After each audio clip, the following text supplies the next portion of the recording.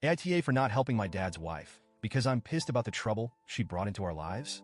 I, 17M, have been living in a constant state of stress and chaos for the past 5 years, and it all started when my dad, 45M, got remarried.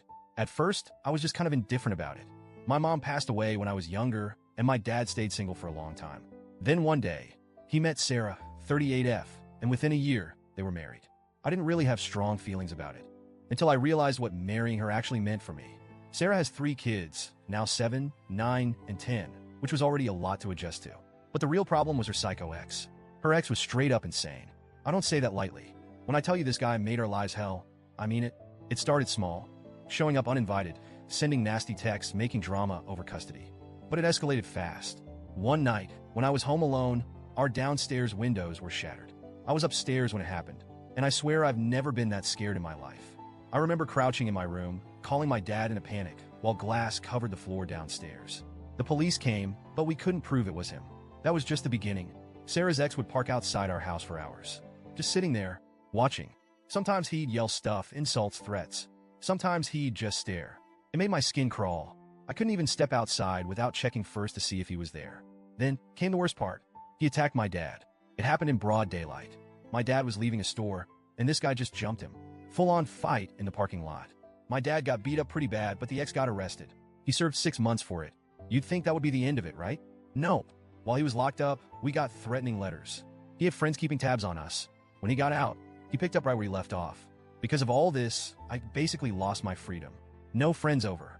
My dad didn't want to risk putting anyone else in danger. No going out alone.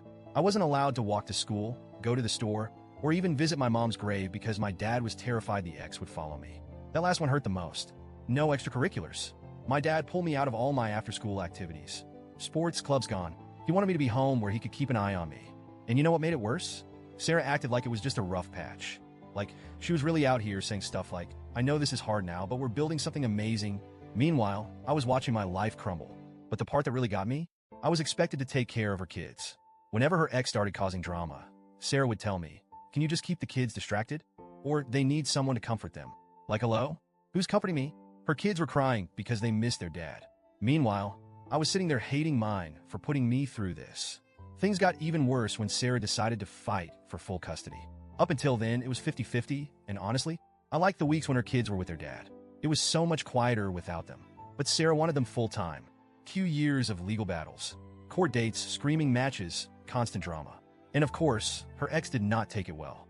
The stalking got worse. The threats got scarier. Our car got vandalized. Security cameras would catch shadows, but never a clear face. It was like living in a horror movie where the killer was just out of frame. I was miserable. I wanted to scream at my dad. Why did you bring this into our lives? Eventually, Sarah won custody. Her ex only gets them every other weekend now. And while things have calmed down a little, it's still not normal.